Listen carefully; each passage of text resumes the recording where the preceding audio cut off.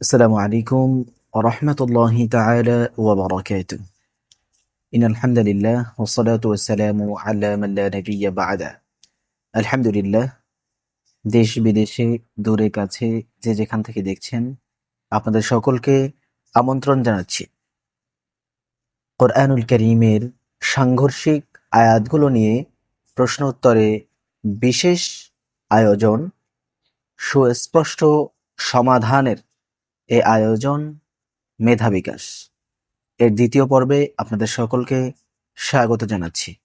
আলহামদুলিল্লাহ, গত পর্বে আমরা আলোচনা করেছিলাম হেদায়াত সম্পর্কে, অর্থাৎ কোরআনুল কারীম কাদের জন্য হেদায়াত। যারা সেই ভিডিওটি দেখেননি অবশ্যই দেখে নেবেন। আজকের পর্বে আমরা আলোচনা করব বৃষ্টি সম্পর্কে, অর্থাৎ বৃষ্টি কি আসমান থেকে বর্ষিত হয় নাকি মেঘমালা থেকে বর্ষিত হয়, এ বিষয়ে আমরা আজকে কথা বলবো ইনশাআল্লাহ তাআলা। তো আমরা প্রথমে কোরআন উল কারীমের একটি আয়াত শুনে নিব। আল্লাহ পাক রব্বুল আলামিন কালামে পাকের মধ্যে সূরাতুল বাকারার 22 নম্বর আয়াতে বলছেন, আল্লাযী জাআলা লাকুমুল আরদা ফিরাশাও ওয়াস সামাআ বিনাআ ওয়া আনজালা লাকুম মিনাস সামাই মাআ। আল্লাহ পাক রব্বুল আলামিন এই আয়াতে কারিমার মধ্যে বলেন, আল্লাহ তাআলা যিনি তোমাদের জন্য জমিনকে বিছানা স্বরূপ এবং আকাশকে ছাদ স্বরূপ সৃষ্টি করেছেন। অর্থাৎ জমিনকে হচ্ছে বিছানার মতো এবং আসমানকে আল্লাহ পাক রব্বুল আলামিন আকাশের মতো অর্থাৎ ছাদের মতো করে তৈরি করেছেন এবং আকাশ থেকে বৃষ্টি বর্ষণ করেছেন।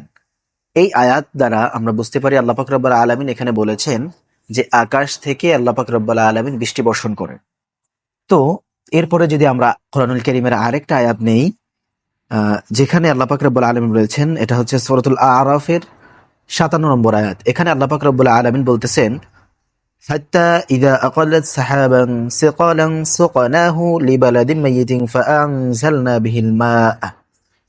আল্লাহ পাক রব্বুল আলামিন কালামে পাকের এই আয়াতের মধ্যে ইরশাদ করেছেন যে এমনকি যখন বায়ুরাশি পানিপূর্ণ মেঘমালা বয়ে আনে, তখন আমি এই মেঘমালাকে একটি মৃত শহরের দিকে হাঁকিয়ে দেই, অর্থাৎ পাঠিয়ে দেই। অতপর এ মেঘ থেকে বৃষ্টি ধারা বর্ষিত হয়, বর্ষণ করি। তো প্রথম আয়াতে আমরা জানলাম আল্লাহ পাক রব্বুল আলামিন বলেছেন যে বৃষ্টি আকাশ থেকে বৃষ্টি বর্ষণ করেছেন। আবার দ্বিতীয় আয়াতে আল্লাহ পাক রব্বুল আলামিন বলেছেন যে মেঘমালা থেকে বৃষ্টি বর্ষণ করেন। তো এখানে আসলে কোনটি সঠিক? আমরা যারা কোরআন সম্পর্কে অতটা জানি না, আমার মতো ক্ষুদ্র মানুষ যারা রয়েছে, যারা জানে বিজ্ঞ লোক, তাদের কথা ভিন্ন। তবে আমরা যারা কোরআনুল কারীমের সংক্ষিপ্ত আকারে জানি, কোরআন সম্পর্কে আমাদের ধারণা কম, আমরা কিন্তু এই আয়াত দুটো একসাথে পেলে আমরা হতভম্ব হয়ে যাব। সাধারণ কোনো মানুষ যদি জিজ্ঞেস করে যে বৃষ্টি আসলে আকাশ থেকে বর্ষিত হয় নাকি মেঘমালা থেকে, এই দুটো আয়াতে আল্লাহ পাক রব্বুল আলামিন দুভাবে বলেছেন, এর সমাধান কি? এই বিষয় নিয়ে আমাদের আলোচনা, আমাদের আয়োজন। এরকম কোরআনুল কারীমের আরো অনেক বিষয় রয়েছে, প্রায় শতাধিক বিষয়, যেগুলো সাংঘর্ষিক, একটার সাথে আরেকটা সাংঘর্ষিক। এক আয়াতে একভাবে বলা হয়েছে, অন্য আয়াতে অন্যভাবে বলা হয়েছে। এগুলোর সমাধান নিয়েই আমাদের আলোচনা।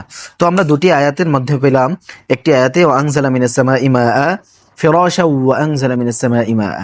এখানে আল্লাহ পাক রব্বুল আলামিন বলেছেন যে আসমান থেকে বৃষ্টি বর্ষিত হয়, এবং দ্বিতীয় আয়াতে আল্লাহ পাক রব্বুল আলামিন বলেছেন লিবালাদিন মাইয়িতিন ফাআনজালনা বিহিল মা, অর্থাৎ মেঘমালা থেকে বৃষ্টি বর্ষিত হয়। তো এই বিষয়টা নিয়ে আমরা আলোচনা করব।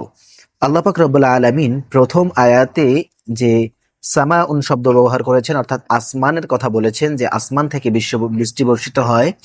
এই সামাউন, আসমান শব্দ দ্বারা আল্লাহ পাক রব্বুল আলামিন মূলত মেঘমালাকেই বোঝাতে চেয়েছেন। এবং দ্বিতীয় আয়াতে তো মেঘমালার কথা উল্লেখ রয়েছেই। তো এই দুটো আয়াতের সমাধান আমরা কি পেলাম? আল্লাহ পাক রব্বুল আলামিনের রহমতে আকাশ থেকে মেঘমালার উপরে বৃষ্টি নেমে আসে, মেঘমালায় বৃষ্টি সৃষ্টি হয় আকাশ থেকে। এরপরে মেঘমালা থেকে, অর্থাৎ মেঘ থেকে আমাদের জমিনে আল্লাহ পাক রব্বুল আলামিন বৃষ্টি বর্ষণ করেন। সম্মানিত সুধী, সম্মানিত দর্শক মণ্ডলী, তাহলে আমরা নিশ্চয়ই বুঝতে পেরেছি আজকের যে আলোচ্য বিষয় ছিল বৃষ্টি আসমান থেকে বর্ষিত হয় নাকি মেঘমালা থেকে বর্ষিত হয়। এর মূল উত্তর হচ্ছে বৃষ্টি প্রথমে আসমান থেকে মেঘমালার উপরে বর্ষিত হয়, এরপরে মেঘমালা থেকে, অর্থাৎ মেঘ থেকে আমাদের জমিনে, অর্থাৎ আমরা যে জমিনের মধ্যে দেখতে পাই, পৃথিবীর মধ্যে বৃষ্টি দেখতে পাই, এই আমাদের জমিনে বৃষ্টি বর্ষিত হয়। আশা করি আমরা সকলে বুঝতে পেরেছি। এরপরেও যদি কারো কোনো ডাউট থেকে থাকে, কোনো সন্দেহ থেকে থাকে বা কোনো প্রবলেম থেকে থাকে, অবশ্যই আমাদের সাথে যোগাযোগ করবেন। ইনশাআল্লাহ আমরা চেষ্টা করব সাধ্য অনুযায়ী আপনাদেরকে বুঝিয়ে দেওয়ার জন্য। আল্লাহ পাক রব্বুল আলামিন আমাদের প্রত্যেককে কোরআনুল কারীম সম্পর্কে আরো বেশি বেশি জ্ঞান অর্জন করার মতো তৌফিক দান করুক। ওমা তৌফিকি ইল্লা বিল্লাহ। আগামী পর্বে আমরা যে বিষয়টি নিয়ে আলোচনা করব সেটি হচ্ছে কোরআন অমান্যকারীদের জন্য, অর্থাৎ যারা রসুলের জামানায় কোরআন নাজিল হওয়ার পরে কোরআনকে অমান্য করেছিল, কোরআনকে অস্বীকার করেছিল, যারা বলতে চেয়েছিল এটি মানুষের বানানো কোরআন, তাদেরকে আল্লাহ পাক রব্বুল আলামিন কতটি আয়াত বানানোর জন্য চ্যালেঞ্জ দিয়েছিলেন। বর্তমানেও যারা কোরআন অস্বীকার করে তাদের জন্য আল্লাহ পাক রব্বুল আলামিন কতটি আয়াত বানানোর চ্যালেঞ্জ দিয়েছিলেন এ সম্পর্কেও কয়েকটা আয়াতে কয়েকভাবে বলা হয়েছে। সে বিষয়গুলো নিয়ে আমরা আলোচনা করবো ইনশাআল্লাহ তাআলা। তো এতক্ষণ পর্যন্ত আপনি ভিডিওটি যে দেখলেন, আপনি যদি ইউটিউব থেকে দেখে থাকেন অবশ্যই আমাদের চ্যানেলটিকে সাবস্ক্রাইব করবেন, আর যদি ফেসবুক থেকে দেখে থাকেন অবশ্যই ফলো দিয়ে সাথে থাকবেন। আর ভিডিওটি যদি আপনার কাছে সামান্যতম ভালো লেগে থাকে অবশ্যই লাইক, কমেন্ট, শেয়ার করে দিন প্রচারের স্বার্থে সবার কাছে ছড়িয়ে দিবেন। সেই প্রত্যাশায় বিদায় নিচ্ছি। আসসালামু আলাইকুম ওয়া রাহমাতুল্লাহি ওয়া বারাকাতুহু।